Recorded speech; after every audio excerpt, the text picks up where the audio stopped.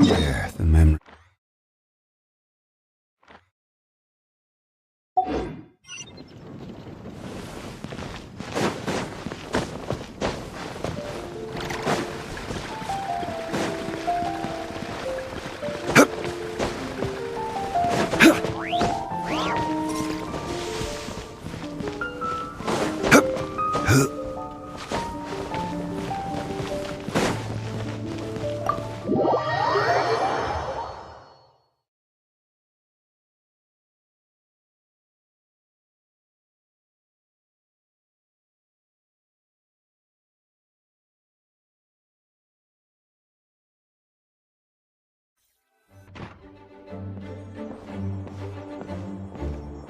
Whoa! This is way too many books! Considering this library organizing job was classified as a premium commission, Paimon came mentally prepared, you know? But seeing it in person is something else. Why, if it isn't Cutie and Paimon? What brings you back to Mondstadt? Let me guess. You missed me so much you just had to come visit. Is that it?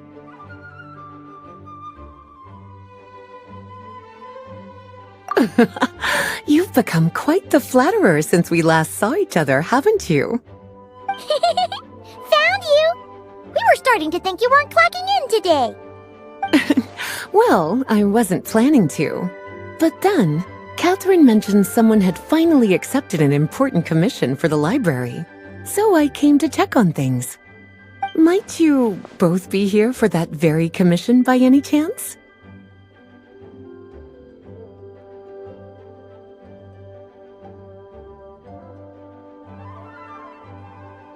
Ah, music to my ears. Now, as you can see, a certain anonymous benefactor has donated a large amount of books to us.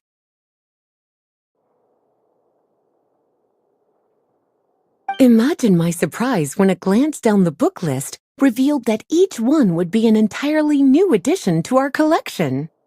There are books of all different kinds, including quite a few that are banned. Troublesome, I know. So this wasn't an odd job I could trust to just anyone. And sorting them myself? My, what a headache that would be. It would take ages. All that to say, I'm very relieved to see you here. I would treat you to some tea, of course, but looking at the state of this place, perhaps another time, yes? Don't worry, just leave the commission to us. You're as sweet as ever, Paimon. Well then, good luck in here. I'll leave you to it.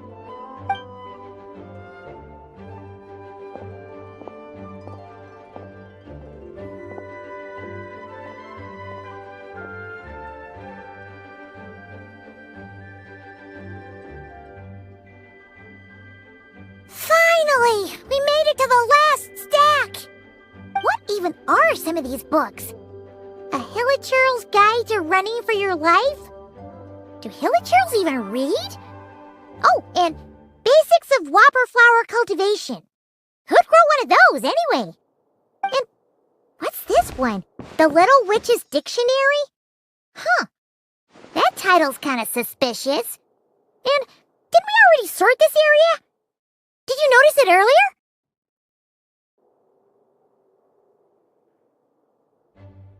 Huh. Well, witches always make Paimon think of, you know...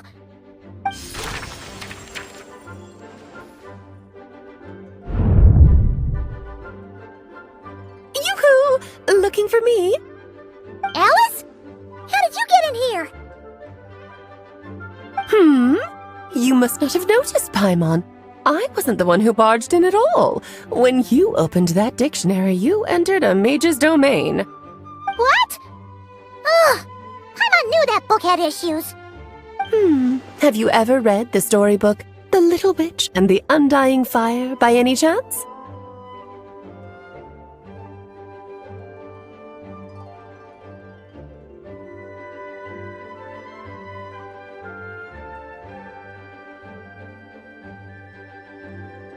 No matter. At least in name, this book was written as a dictionary for the other one. The actual contents of the two aren't related at all, though. Ugh. explanation makes things even more confusing. Oh dear, where should I begin? You know the promise the Hexen Circle made to Varka at the Tripartite Conference, yes? Namely, that in Mondstadt's greatest time of need, the mages would return and lend their aid to the nation? Well, waiting around for danger to descend upon the land isn't exactly our style. Rather than a scenario where we jump in and save the day out of nowhere, it makes more sense to lay the groundwork over time. That's how Em put it. Besides, who knows when such a crisis could occur? It could be in the next life, or even tomorrow. Preparation is crucial. So, I gathered the mages together to write this dictionary. Of course, it had to be under the guise of being related to that storybook. Otherwise, I would never have been able to get them in one place.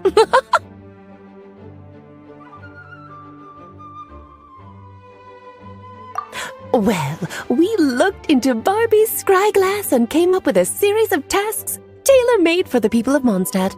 They're all in this dictionary. Striving toward a common goal, overcoming obstacles alongside trusted companions, becoming better versions of ourselves. That is the best defense against what dangers could lie ahead. Oh, you make it sound like something bad is actually about to happen. Now, I never said that. But still, we are talking about trusted companions here, Paimon. And when we speak of a person who could be considered a friend to all in Mondstadt, I'm afraid the pool of options consists of but one.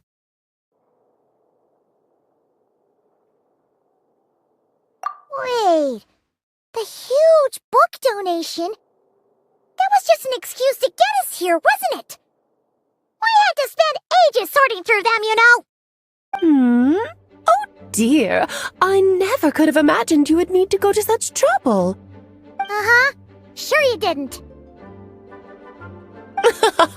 Well, this is an important book. I couldn't just bring it into Tevat without taking any precautions. Much better to hide it in plain sight, you see. That's why I donated all those other books to the library. Besides, it's not like this is a bad thing. Just think of it as an excuse to reunite with old friends. And as a favor to your dear Aunt Alice. Okay. If the goal is to help the people of Mondstadt, then we're in. We'll take the dictionary. And the next time we run into our friends, we'll pass your tasks and stuff along, okay? Wonderful. Then I'll let you get to it. Have fun!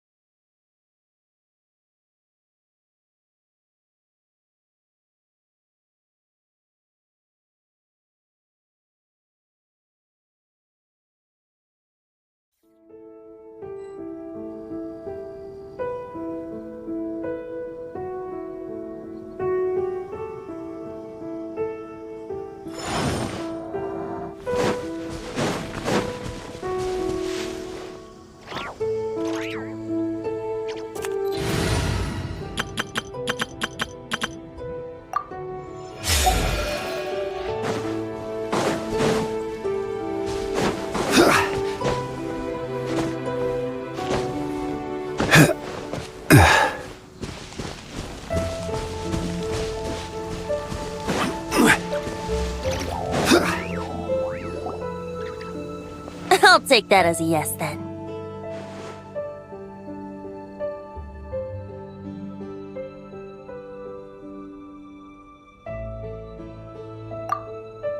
Ah, finally, you're here! Do you have a message for me from someone by any chance? There's not a single prophecy about you in that dictionary. That's what you were about to say, right?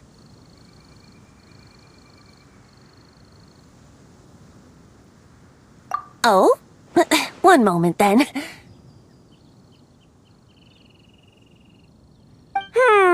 Your curiosity seems as strong as ever, Barbeloth. Alas, my future will have to remain absent from your dictionary. The wind may be happy to let dandelions trace its form and have poets sing it into verse, but to be contained is hardly its nature. So, dear Barbeloth, please do set your pen down. Words heard on the wind are not meant to be recorded on the page. If you're truly interested in this legend, allow me to fashion it into a poem. I'll be sure to share it with you ladies at our next tea party.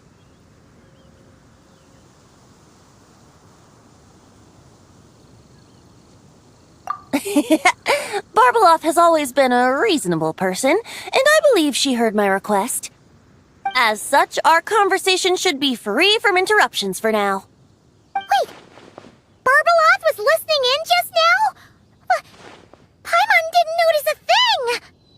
Well, she is a Hexenzirkel mage. They all have quite a few tricks up their sleeves. Still, you noticed right away and even got her to leave us alone. Doesn't that make you the real master at cards here? Given the various practical factors at play, I'd call myself a master with limits. There you go, being all secretive again. Well, anyway, there wasn't a single thing about you in that dictionary.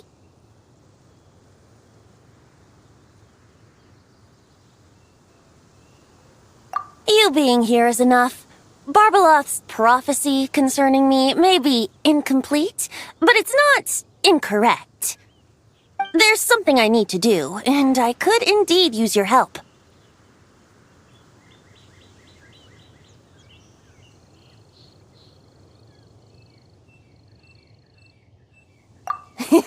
Trusty as always. In that case, could you play a song with me later?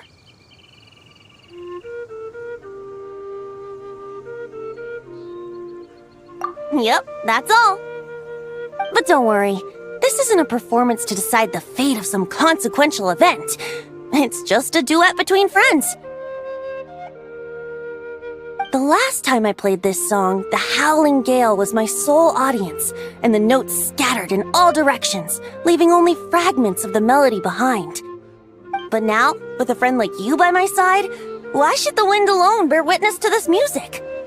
Besides, I think my hands will be just that much steadier, playing alongside a trusty friend like you. That's all I ask. Now, let's head to the performance venue. If we follow the breeze, we'll be there in no time. All right, let's get going. Just relax and let the winds lead the way.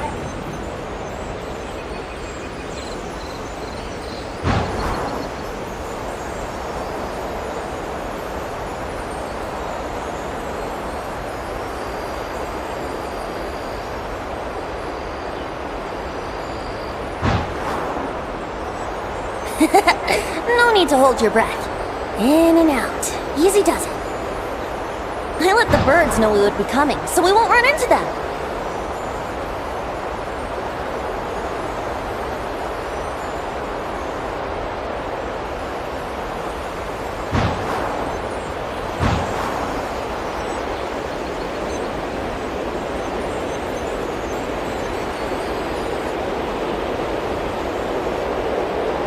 Don't worry, it's just a little ocean spray. You won't get soaked. Ah, the delightful sea breeze. Go on, breathe it in.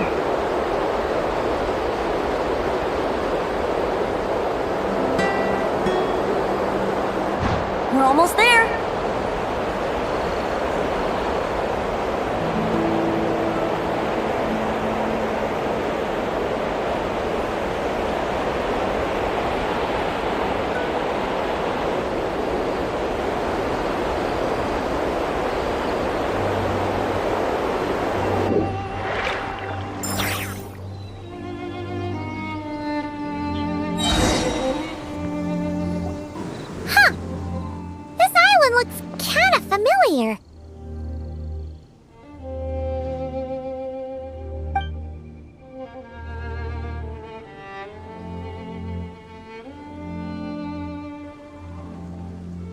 always. It was once an isle like any other. An ordinary, unassuming aggregation of sand and gravel. That is, until seeds of stories were brought here by the wind and cultivated by time. And in due course, the wind brought forth new tales, and time caused them to grow into legends. So with that, allow me to welcome you in truth to this island favored by time, traveler.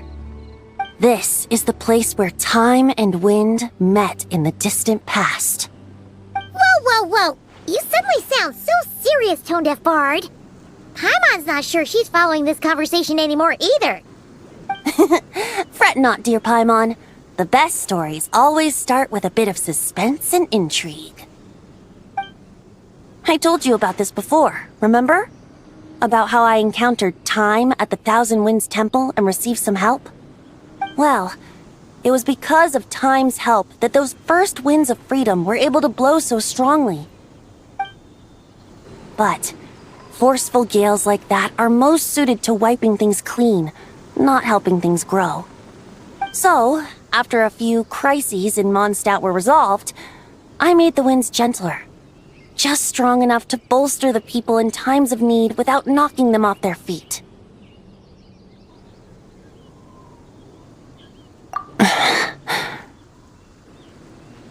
Shadows gather in the distance. I'm sure you felt it too. I've heard about the Pyro Archon's face-off with the ruler of death, Renova, and what happened to the Fatui Harbinger, the captain.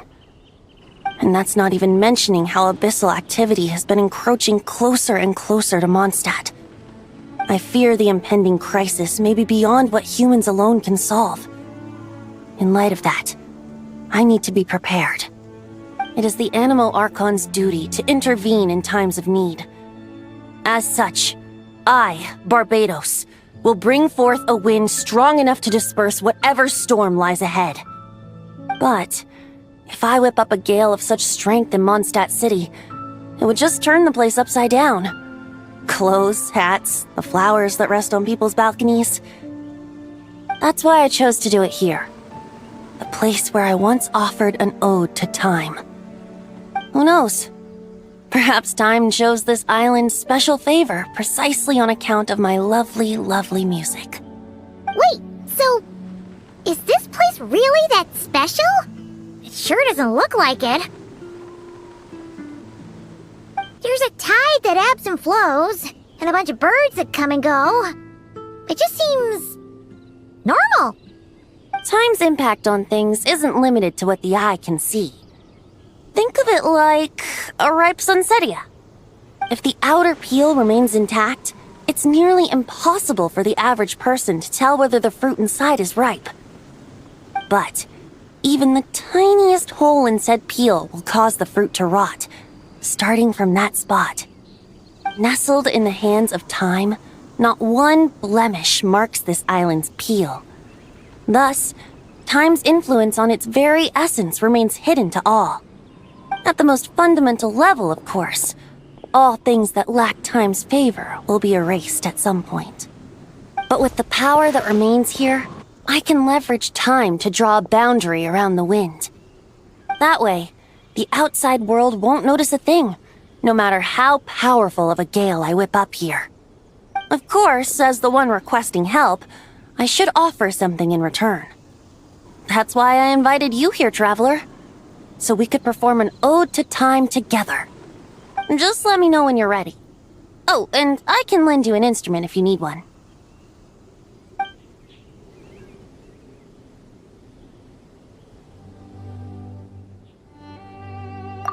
Great.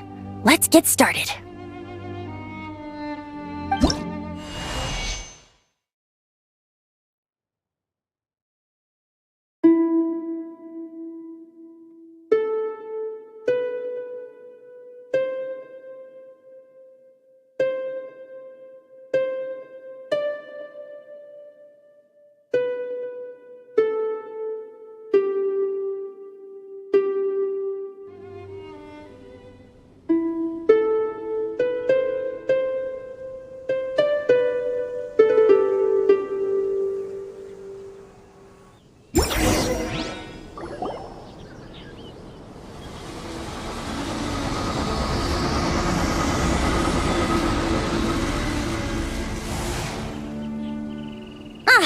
Looks like our music has moved some in our audience to step on stage. But that's against concert rules, so let's usher them out.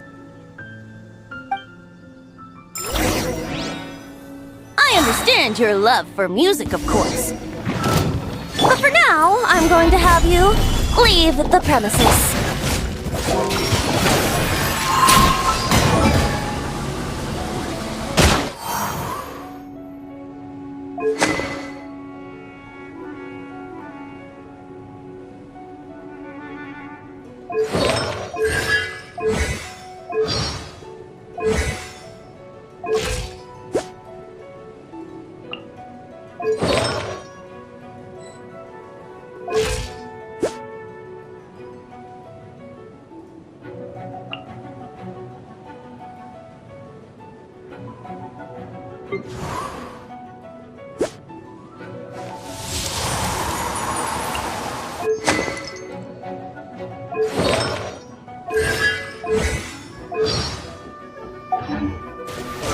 Brace yourself.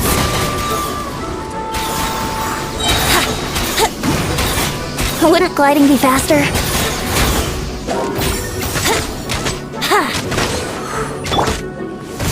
Stabilize! Stay back!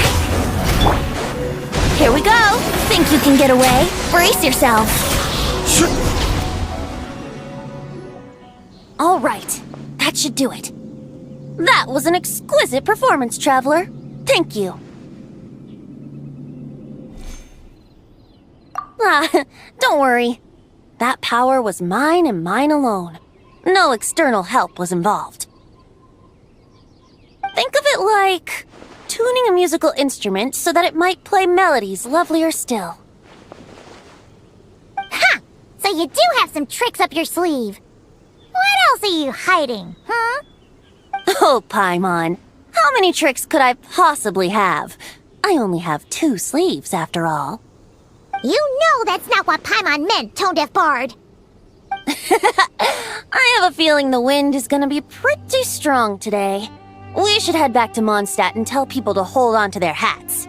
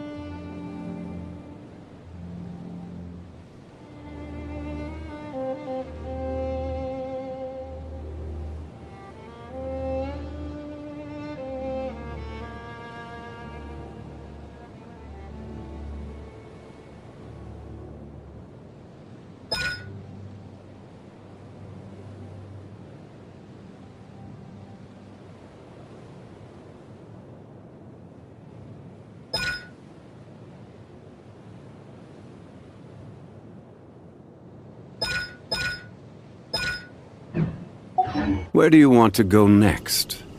If you'd like...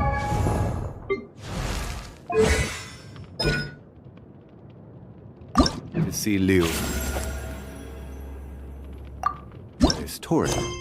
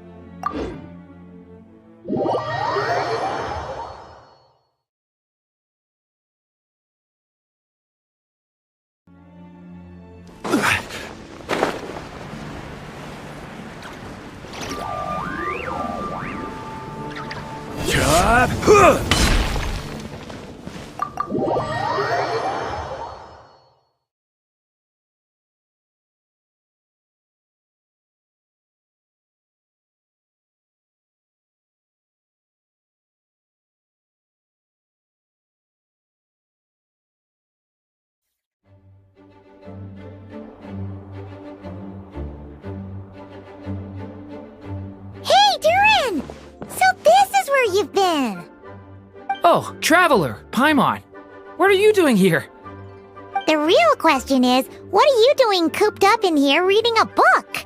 The weather's nice out there, you know.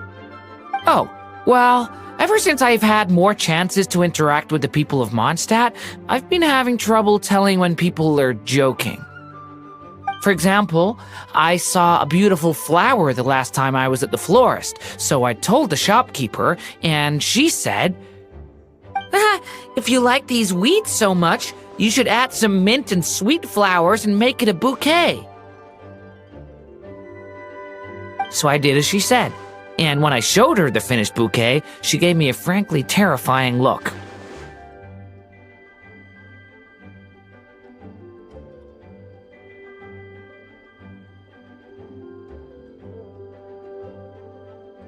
Later, Albedo opined that this happened because I have trouble understanding the meaning behind words. So after I learned the Mondstadt script, he told me I could come here and read.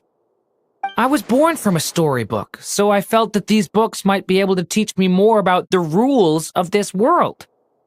And, well, I guess I lost track of time. So, did you guys need something?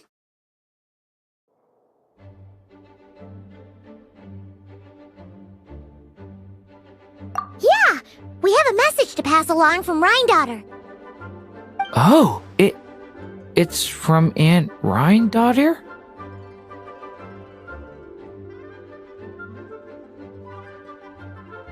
No, I'm just surprised. Rhindaughter is my mom's friend, and the mother of the dragon that once existed in my stead. I supplanted him, took the fate that should have been his. So if she dislikes me, well, I'm not sure what I'd do.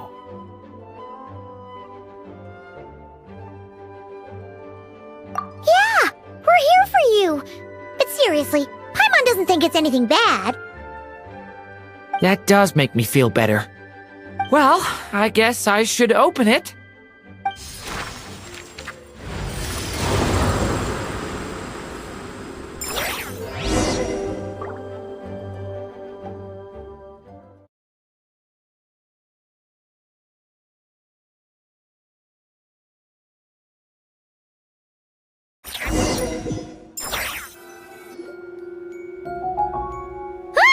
Where are we? Did this stupid dictionary transport us to some weird place again? My mom's scent. I sense it here. Whoa! Here comes a strange cat.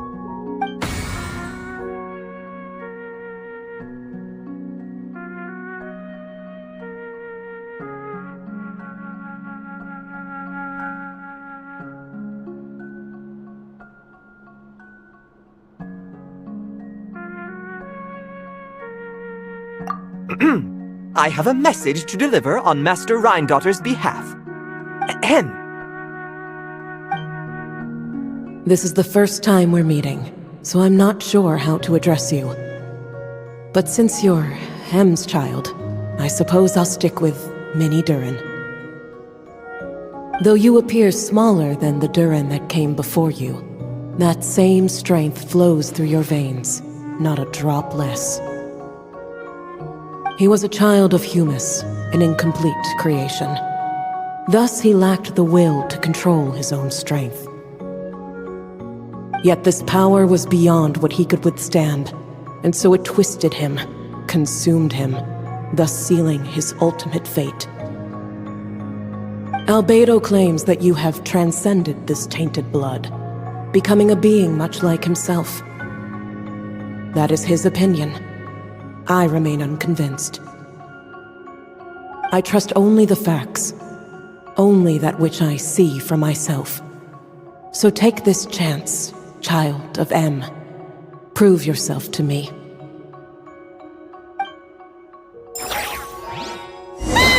Where did all these monsters come from?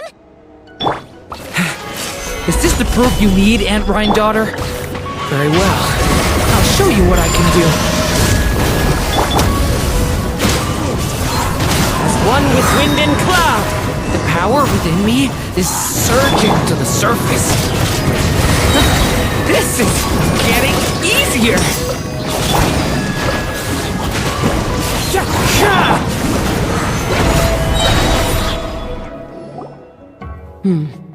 Looks like Albedo wasn't mistaken after all. Next time, maybe don't ambush us with a bunch of monsters just to prove a point. Still, I do feel like I can control my power more freely now that we've defeated them. After hearing about you, I prepared a technique that would seal the dark power in your blood. I had planned to take this opportunity to pass it on to you. Of course, using it comes with a price. While it would maintain your existence in Tevat, it would also weaken your connection to this world. And you are M's child, when all is said and done. How could I allow that uncontrolled power to send you down the same path as the child who came before you? But seeing you now, it appears my concerns were misplaced.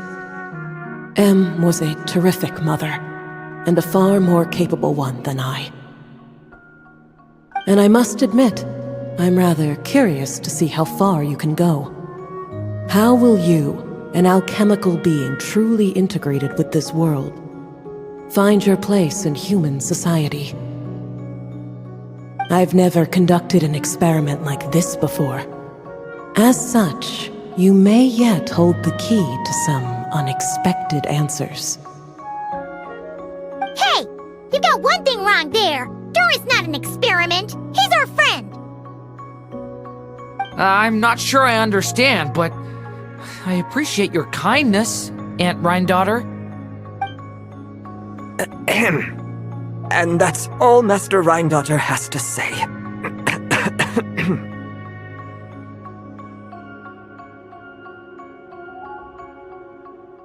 Yeah, we're used to talking cats at this point, but one that can imitate someone else's voice? That's a first. I don't see how that's important, but if you must know, I am Sebas, a simple butler. You're friends of Albedo, yes? Strictly speaking, I am his elder. So make no mistake, I am no ordinary cat. In fact, from a biological standpoint, I am no cat at all, but rather an alchemical being. You wouldn't consider yourself a specter simply because you float in the air like one, surely. A specter? What are you trying to say, mister? Oh, I know. Sabas is implying that you are...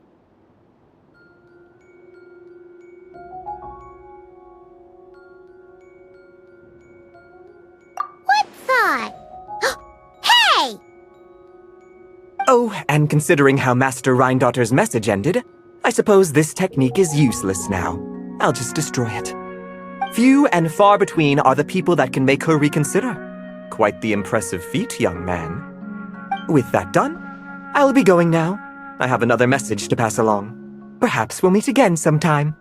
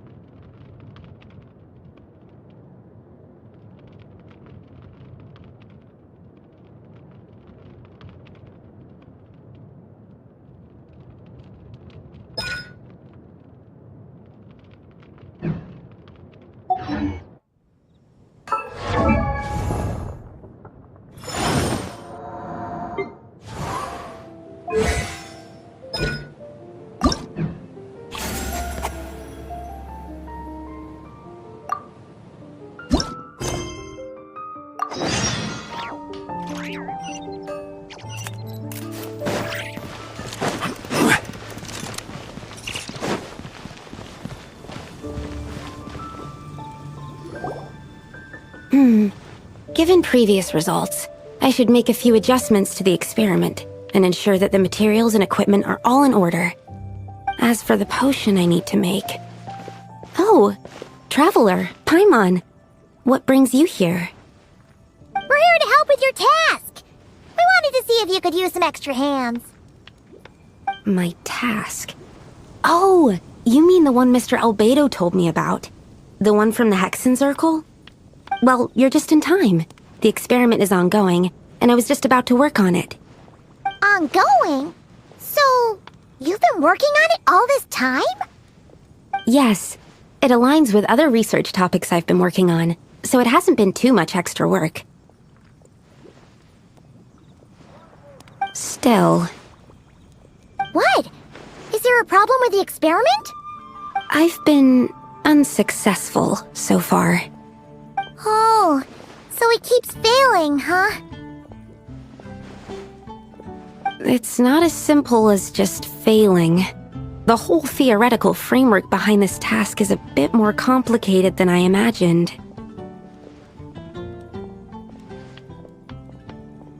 Oh, right! You still haven't told us what kind of experiment it is. One meant to develop a potion that can transform sweet flowers into a variant 16 times its normal size.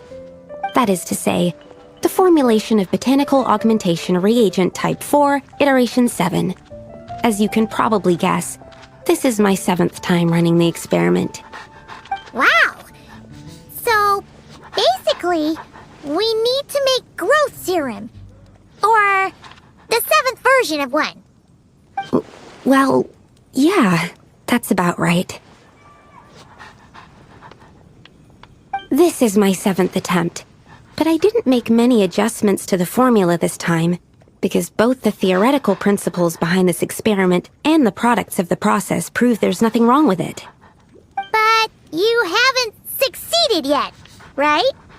Yes, I'm thinking that it's not my current formula that is wrong, per se, but rather, some other key element is missing. Oh!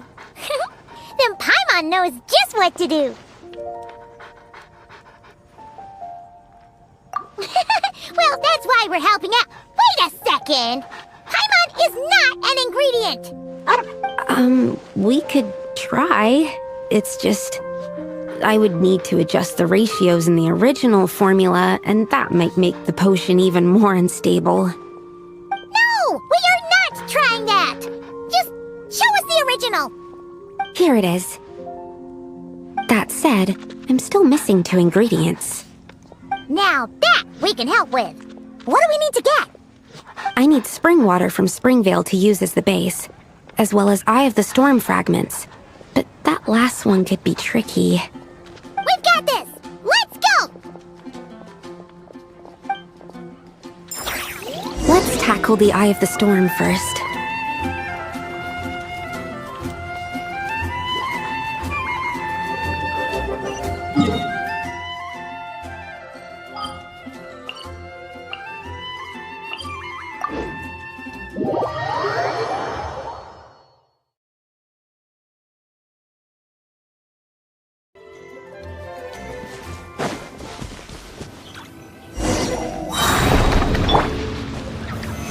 Solidify! And back! Stay away from me! Beware the creatures of the night. Be silent. Close your eyes. Alright, that's the first ingredient done! Wow, you 2 work fast. That step usually takes me forever. We can get the spring water down there.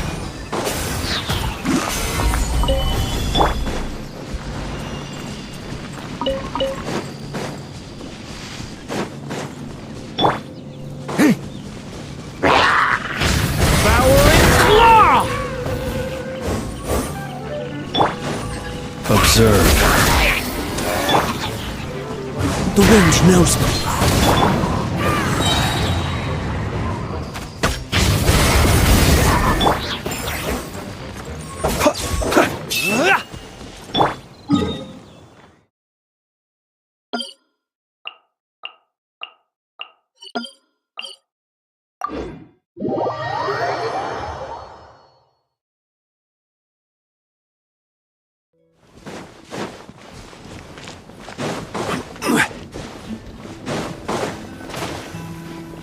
The high quality of Springvale's waters makes for a stable potion-making ingredient. That's all we needed, right? Yes, let's head back.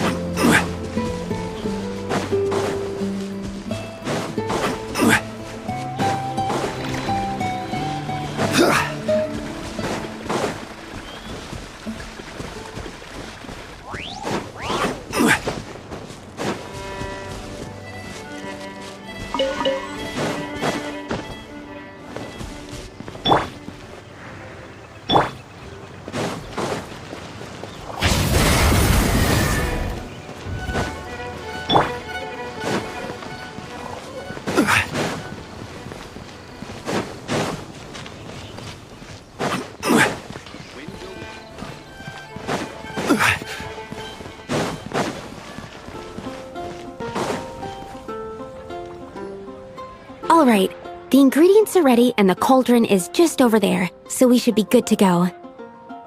But, Is something wrong? No. It's just... Do you mind if I watch from the side? Just for the purposes of accurate recording, I mean. I know lots of people don't like being scrutinized during experiments, so...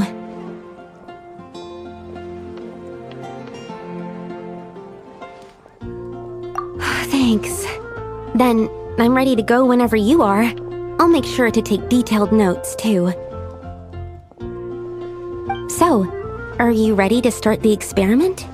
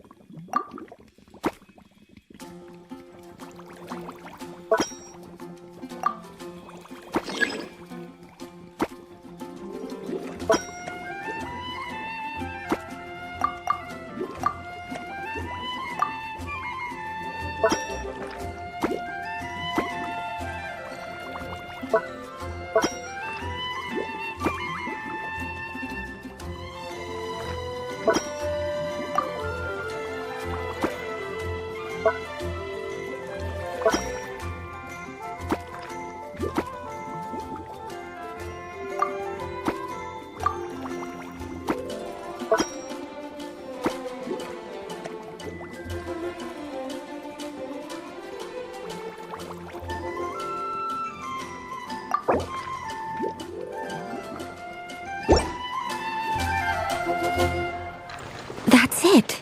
Your execution was perfect. Really? Yes, I don't see any flaws in the brewing at all. Let me extract some and test the product's composition. One moment. Yes, like I said, flawless execution. The potion is perfect. It's exactly what I was expecting. So? Was the 7th time the charm? Upon examination, it seems identical to the previous 6 iterations. Oh! Wouldn't that make the results identical? Not necessarily. Experimental outcomes can differ even with similar variables all around. You never know what the result will be. That's what makes experiments valuable in the first place. Come, let's test this thing out. I planted some sweet flowers beforehand which we can use. We just need to douse them with the potion and see what happens.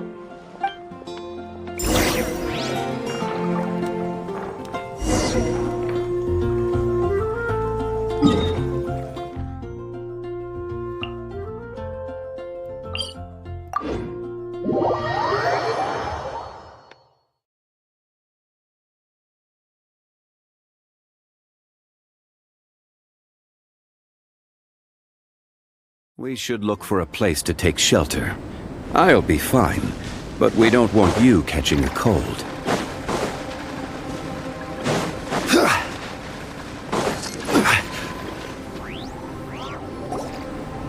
Alright, we poured the growth serum on the flowers. Is that all we need to do? Yep. The flowers need to fully absorb the potion, so it might take some time before we see a reaction. What happens then? The flowers will grow in size while maintaining their original appearance. But then, when they reach 12 to 14 times their normal size, this will prove more than they can bear. As if some upper limit has been reached, they will wither and rot, assuming unnatural forms until nothing is left of them but liquid. Wait, what? So there's a problem with the growth serum then? No, I've adjusted the formula time and again, resolving all kinds of issues that arise when inducing small plants to grow larger. Issues like ensuring that the leaves don't get too large, strengthening root diameter and load-bearing capacity, calculating how the increase in surface area might affect sunlight exposure and nutrition. So, why isn't it working then? Because the flowers cannot transcend. As above, so below, is one of alchemy's guiding principles. Alchemy seeks mastery over matter, but this world has its limits. It's like a specification etched into the law that governs all things. Part of the purpose of doing multiple experiments is to determine if this specification is stable.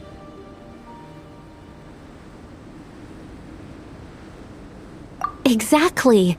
It proves that the limit continues to exist.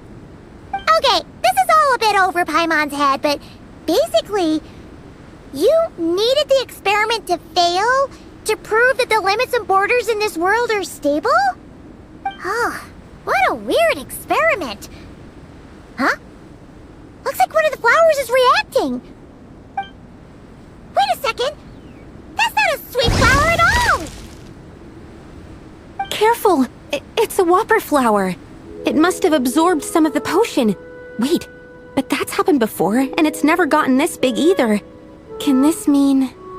We can talk about this later! Let's get rid of it first!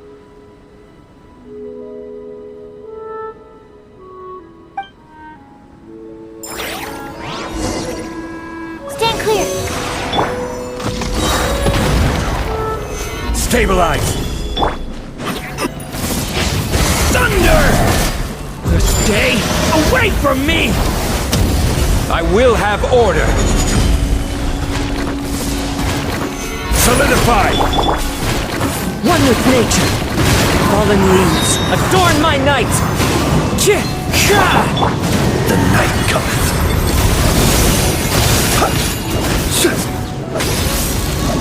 Enhanced animal module 75! Stand clear! Absorption test! Phew! We did it! Even at that size, a whopper flower is just a whopper flower. But, supposed to get that big?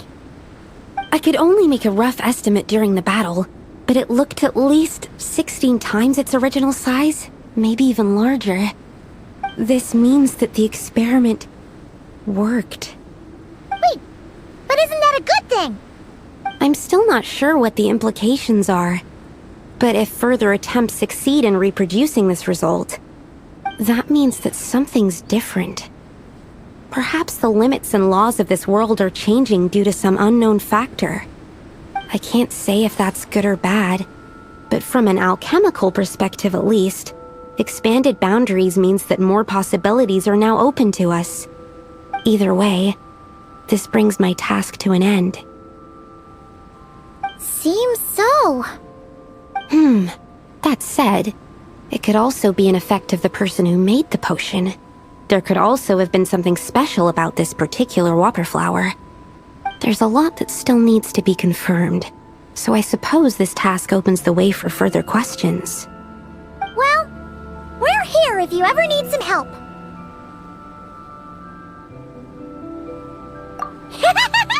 Just think about it! Paimon could probably beat a whole gang of treasure hoarders to a pulp if you were 16 times bigger! I have my doubts. The only reason the serum worked on the whopper flower was because its internal structure was similar enough to a sweet flower. If you drank some, you might become 16 times bigger, but you might also turn into a plant-based life form. Yeah, nope. That's not happening then.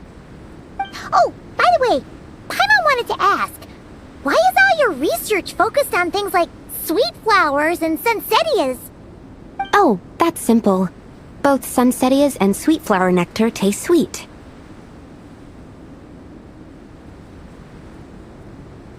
So in that sense, accidentally making a whopper flower 16 times bigger comes with a hidden benefit. Because whopper flower nectar... Tastes exactly like sweet flowers? That's right. Once I've extracted the sugar from the nectar, I'll give you some. You get it!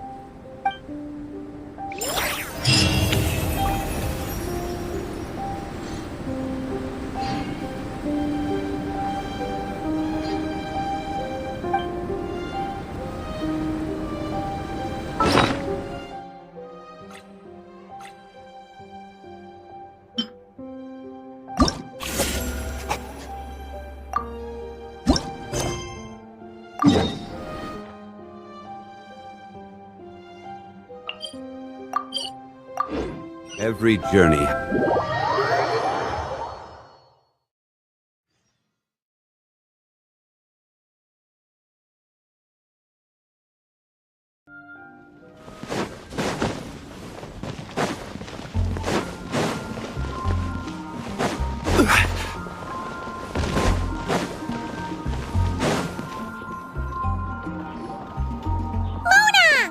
We have something for you.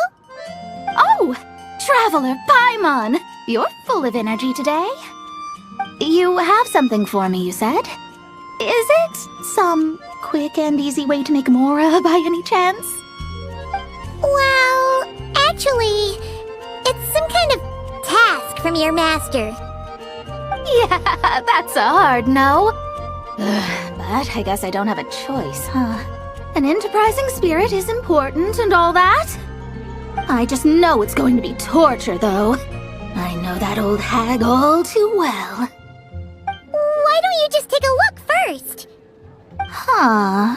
This book doesn't seem so special to me. Oh, whoa! Letters just fell out of it. Oh, maybe she's trying to reconcile with you? No idea. Either way, it looks like I'm supposed to open these 3 letters in order. Well, let's start with the first one. If this is her task, it should be okay for us all to read. Come on, let's see what this is about. Oh, how long it's been, my student. I'm afraid to report that getting up and about is becoming harder and harder these days. The sympathy card. She could have tried to make it sound a bit more genuine at least. Remember when I would chase you and you would run for dear life, trying to use that hydro phantom of yours to distract me? Oh, seems like it was just yesterday. Now you're off on your own, and I laze the days away in my rocking chair. I really should get some exercise again. Well, then get it some other way, you old hag.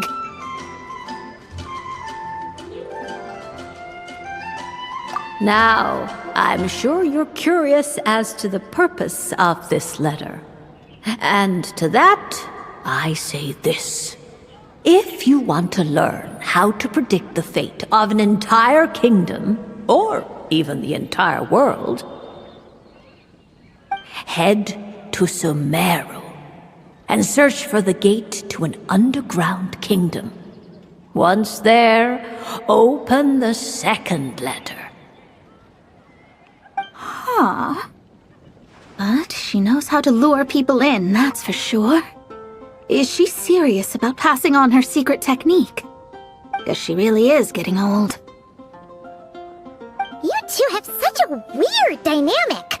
When you talk about sentimental stuff, you fight. But when it comes to dry academic stuff, you get all emotional. Anyway, this gate to an underground kingdom sounds familiar.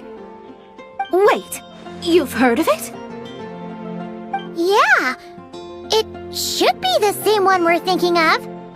Perfect. I don't even need to investigate then. Oh, that means no hired guide, no lodging, no shelling out Mora left and right. Come on, there's no time to waste. Let's go. And since you didn't mention a transportation fee just now, Paimon's guessing that means... Yep, same method as usual. Let's go.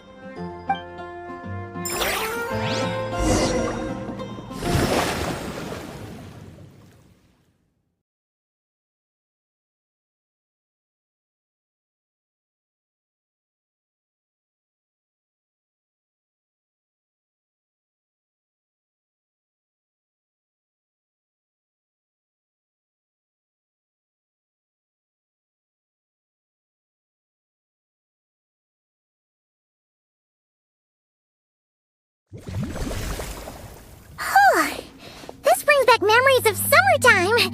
It's actually kind of refreshing. So, this is the gate to the ancient kingdom of Conria.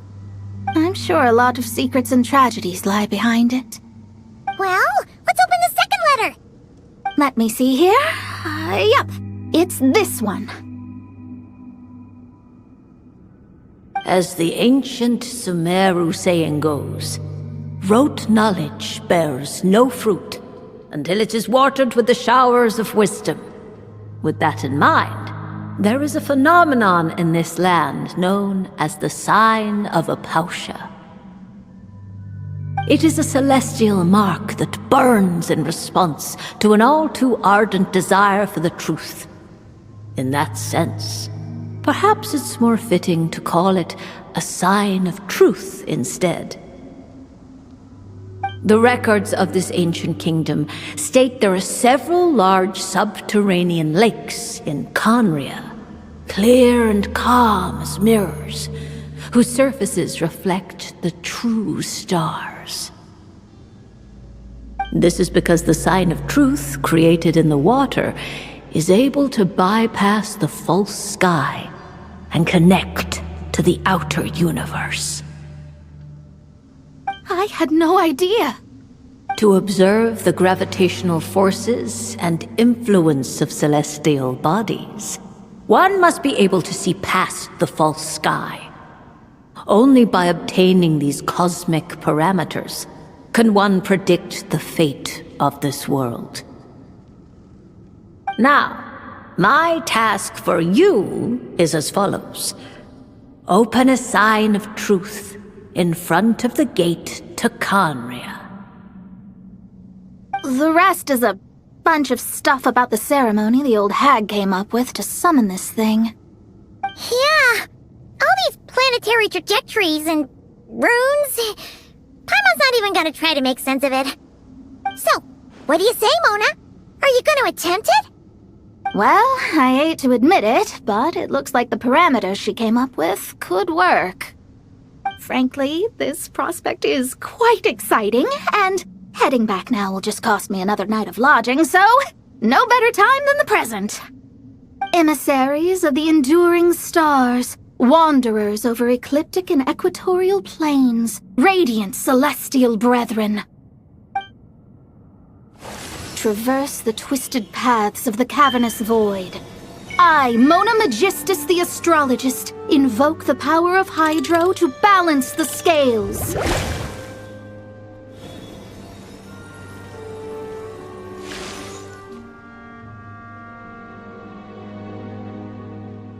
By wisdom and truth, let the thirst be relieved. I, Mona Magistus, the astrologist, summon you, O stars, to stand before me! Did it work? Ah! Monsters! How did that happen? No dice. The sign of truth only opened long enough for the monsters to slip through. Darn it. I didn't get a glimpse of the real stars at all. Whatever. I'll just take it out on you! The ceremony failed, but the old hag's new theory seems workable. I have a better grasp of hydromancy now. And the perfect test subjects to test it on.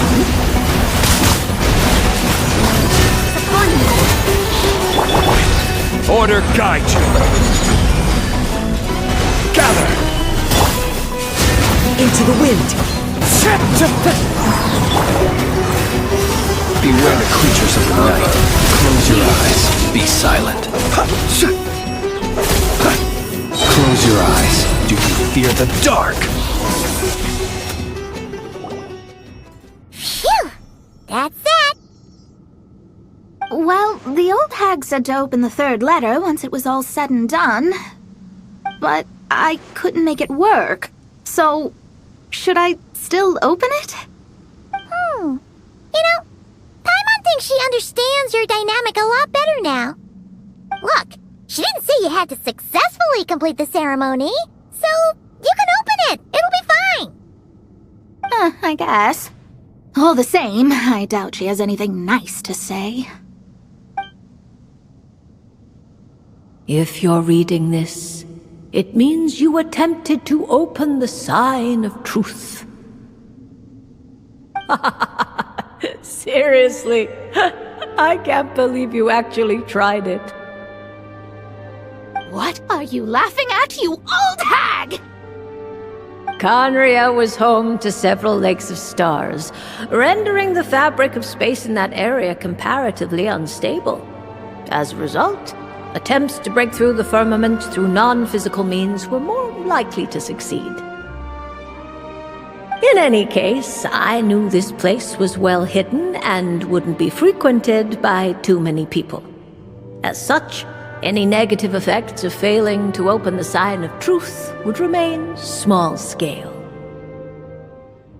And of course, as my student, I felt sure you would have the chops to deal with the abyssal creatures that roam beyond the false sky. Even if you couldn't beat them, I am certain you could outrun them. You always were fast on your feet. Connecting hydromancy to the kind of wisdom that quenches thirst. Truly, my genius knows no bounds. The practical application of the scry glass has also reduced disturbances caused by the false sky. I'd like to see Alice try and top that.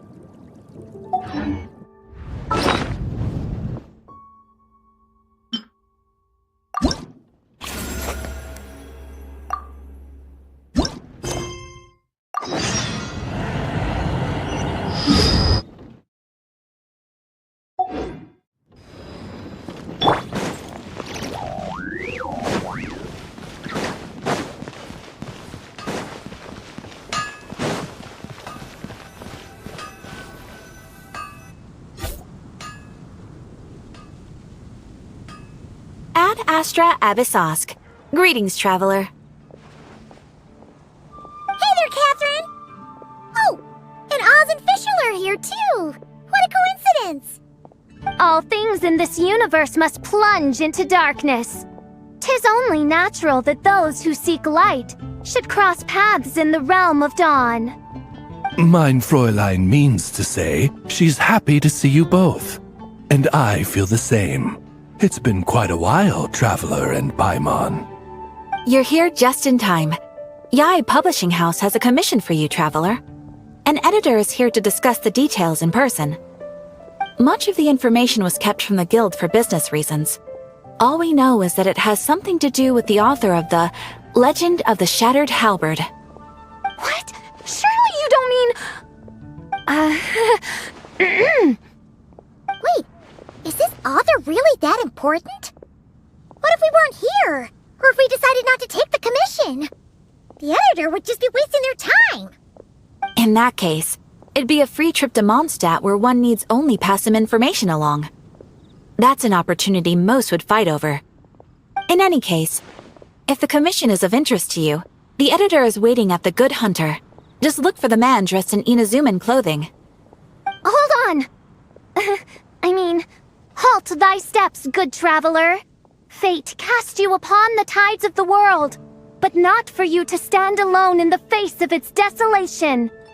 Nay, you step forth onto the path of the Immernachtreich. What mein Fräulein means to say is, she would like to go with you. Wow, you seem really jazzed about this commission, Fischl. Do you have some kind of insider information? Well, let's head to the Good Hunter to meet with this editor then.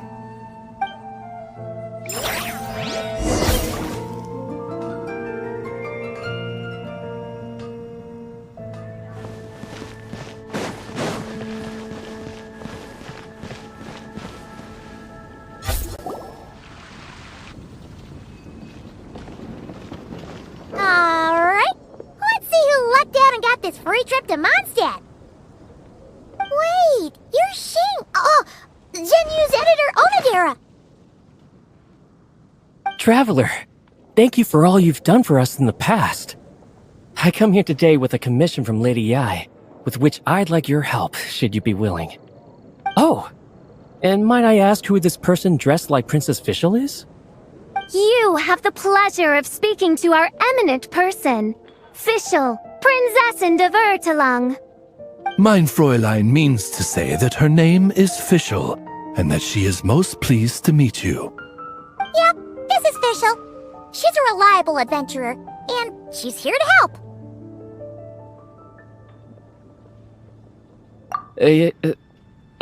Yeah, I, kinda got that the first time. Since thou hast learned my name, understand this. To speak it is to be absolved. Praise it, therefore, and thou shalt earn thine salvation. Mein Fräulein means to say, she... Ah, I see. I completely concur, my lady. Remembering names is simply basic etiquette. And if you might lend me succor in solving this problem, I shall indeed praise your names to the heavens above. As many times as necessary, in fact. You understood Fischl language before Oz could even finish translating. Well, let's get down to brass tacks then. Now, have you heard of the author Mr. Nine? He's famous for writing the legend of the Shattered Halberd. Flowers. What was that, mein Fräulein? Flowers for Princess Fischl. That's what Mr. Nine is actually famous for. Mein Fräulein means to say, even should the creator be cold and unmoving, the Prinzessin and her Immernachtreich's resplendence might yet compel them to weep. Well, sure. The author of Flowers for Princess Fischl, Mr. Nine. He sent a letter from Nodcry asking for help, and he seems to be in bad shape. So ask the Adventurers Guild or a local mercenary to find him. Seems pretty simple to Paimon. Where it's so simple. But here's the problem. We don't know anything about Mr. Nine. What he looks like, how old he is, where he's from. He's only ever communicated with us via letter, from addresses all over Teyvat. And he's never showed up to our annual meeting or events. Not once. So, what are we supposed to do? Well, we'll need to investigate Mr. Nine's identity, that's for sure. We did a bit of digging ourselves, and we realized that ever since completing the Shattered Halberd series, Mr. Nine's handwriting began to change. His initial editor has decided to retire to focus on his own writing, and he didn't have much to add either. Whatever hath once existed in this world is enshrined in the memory of the Prinzessin de Vertelung, to endure unchanging in her Immanakreich. For from the sacred primordial words flow the wellspring of all cause and consequence. Mein Fräulein means to say that... Yes, we had the same idea. So, we tracked down the original manuscript of the Legend of the Shattered Halberd. Aw, man! Genyu's gonna be so mad he missed out on this. Wait, you didn't need Oz to translate this time either, Onodera.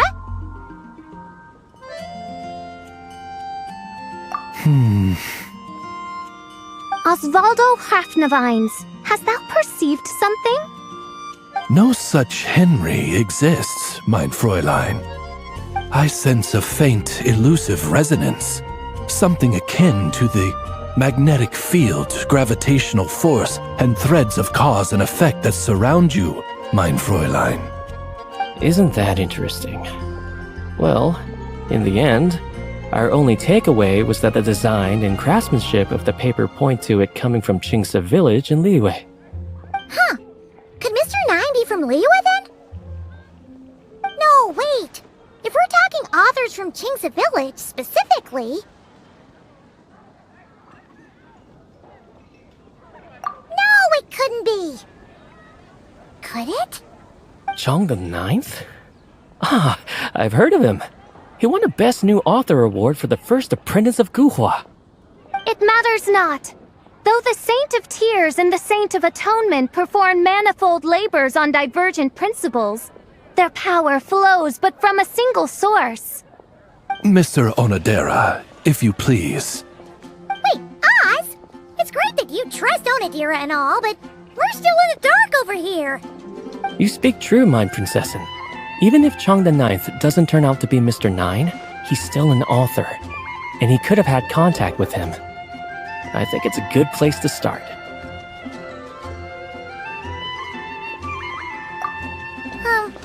Yeah. Well, either way, I appreciate the help. I'm counting on you.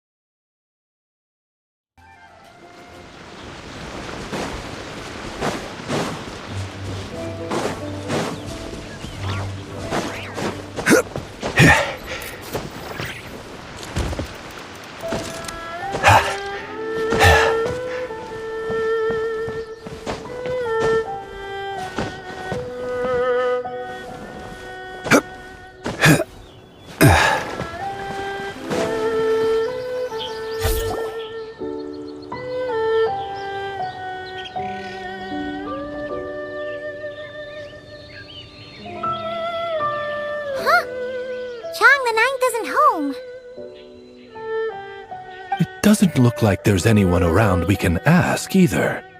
Shall we wait? Seems like that's all we can do. Still, could his absence mean that he really is Mr. Nine, now kidnapped and sent to Nodcry? Perhaps we should have a look around his house. Barging in without permission seems wrong. But if he really is Mr. Nine, then... Okay, let's do it!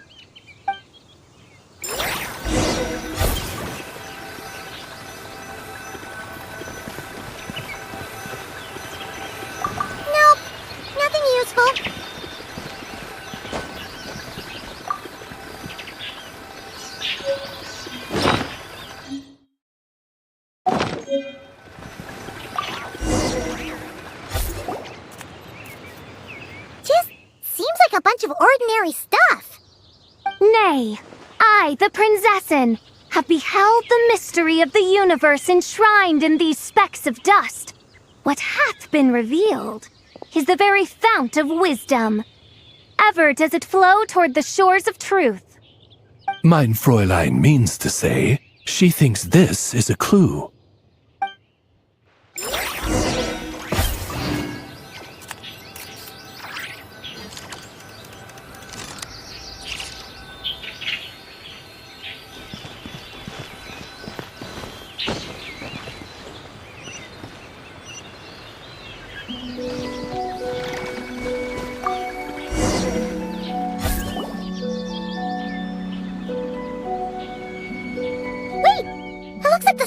Overturned. Oh no. Did some kind of overzealous fan have buried him in here? Maybe we should call him Millilith. What do you think, Traveler? It's all right, Paimon. Mr. Nine's most zealous fan happens to be right here. And since mein Fräulein would never do anyone harm, I'm certain the same is true of his other less avid supporters.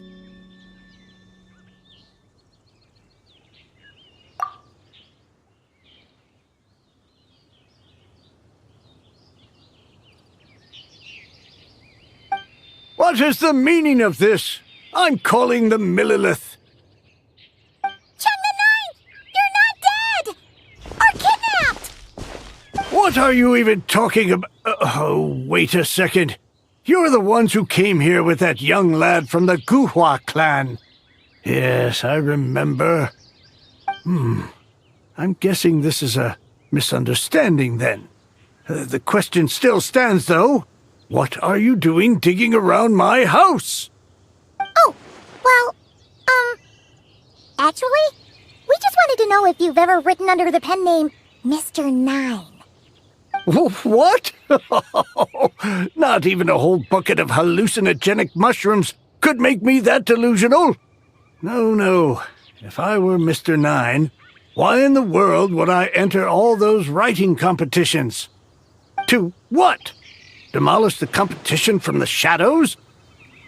Yes, doing a real bang-up job, aren't I? My submission's never even been selected. The classic archetype of the boy hero is outdated. That's the kind of critique I get.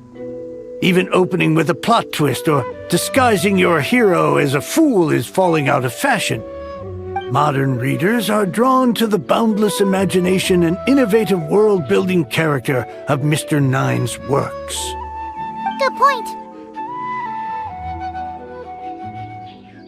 Besides, if I were Mr. Nine, I would have come clean the minute First Apprentice of Guhua won that award.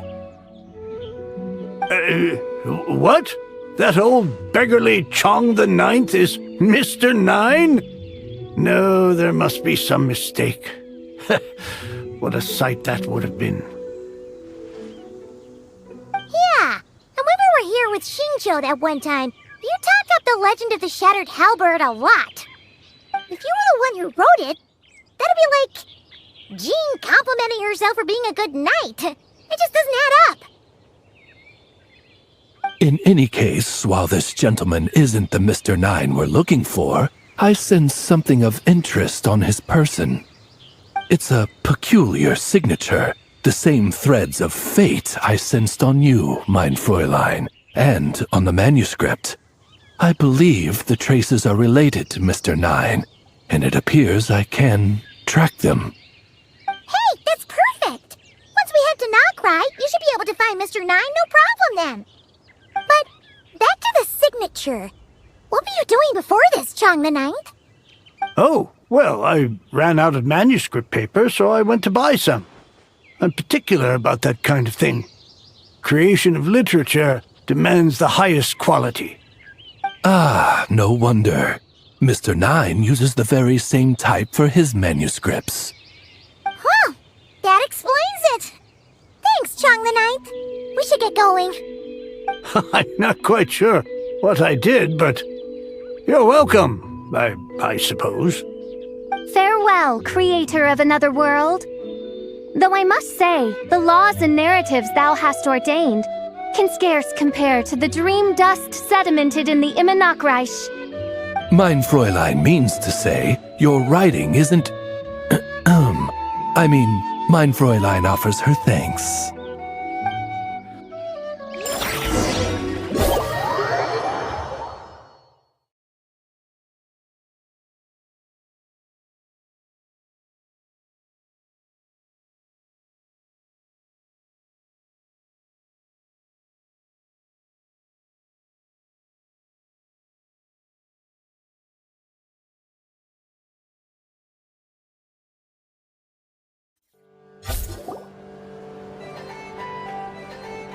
It should be up ahead. Wait, did something attack that Sealy?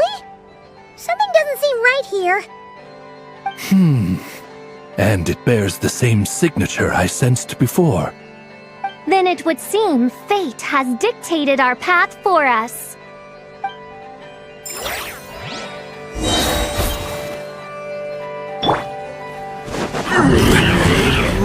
Solidify! As you wish, mein Fräulein. Be silent. To dust. Observe. Night falls. Close your eyes. Night falls.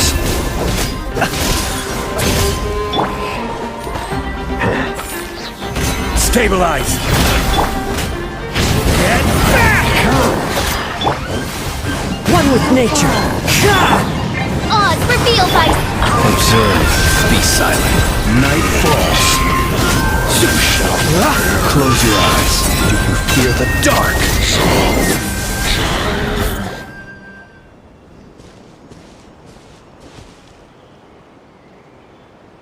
Huh. Looks like the Sealy is showing us the way.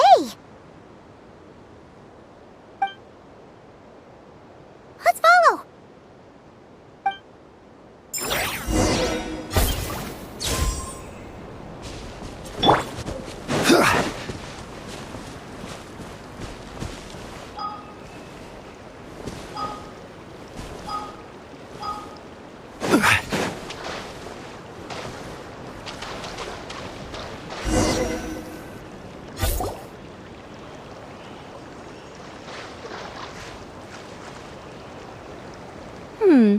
What are you doing here? Wait, that voice.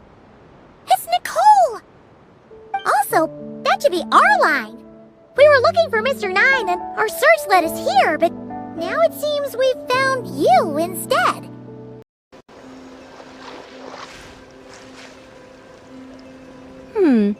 What are you doing here?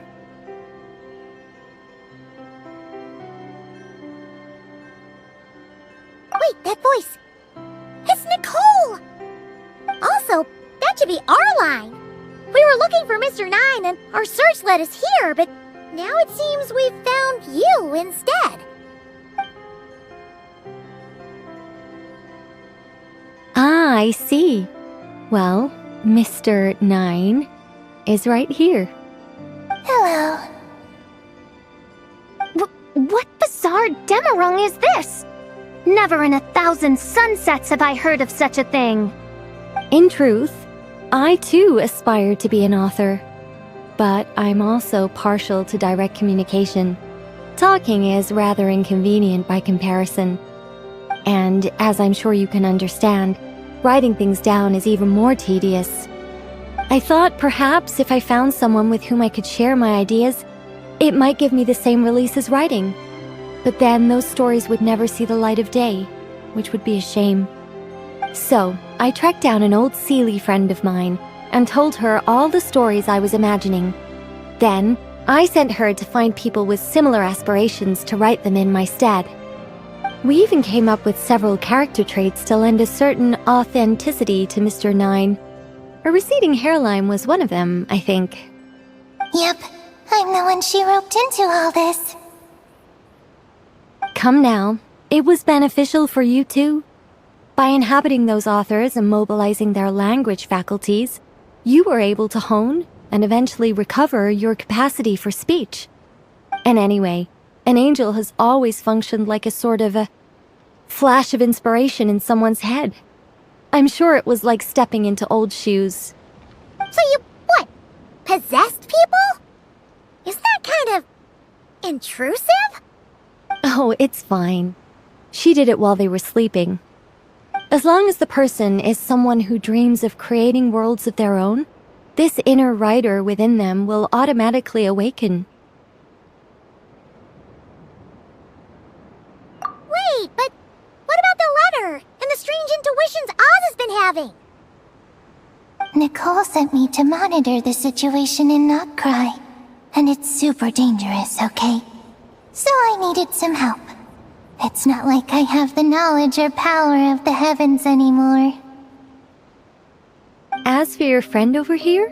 Well, you see, when writing a story, it's not uncommon to incorporate certain half-true details.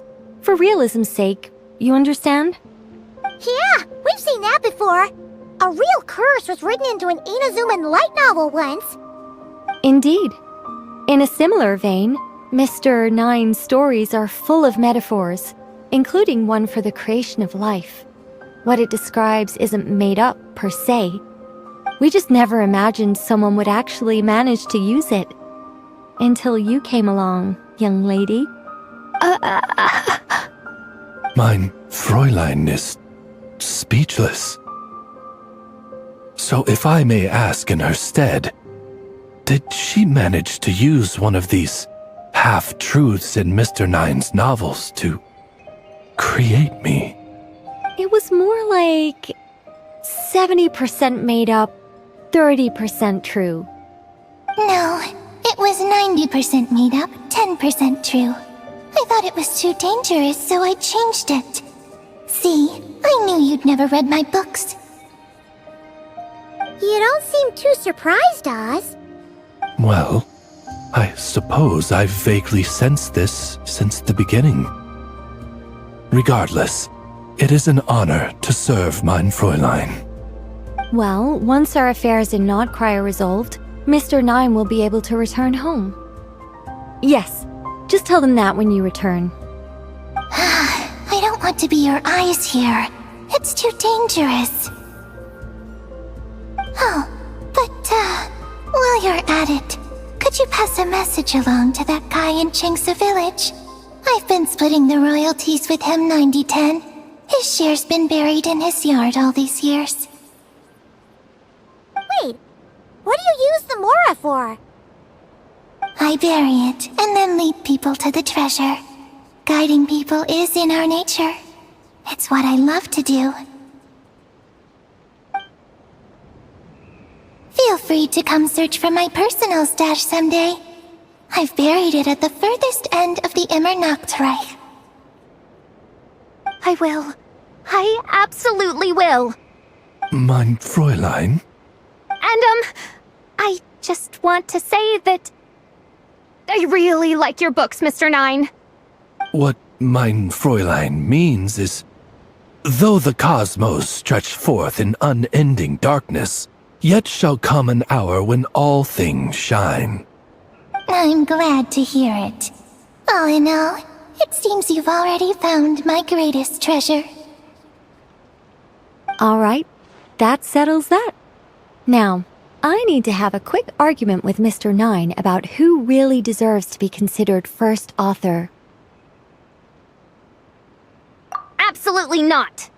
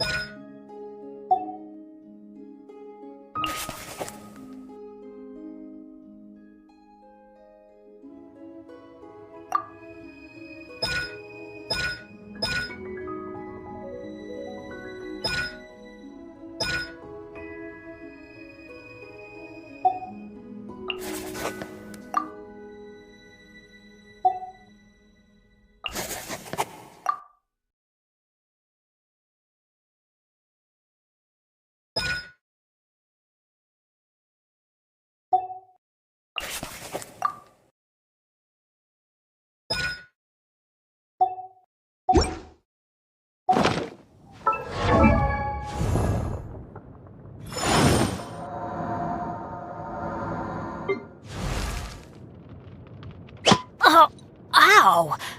Where did that come from?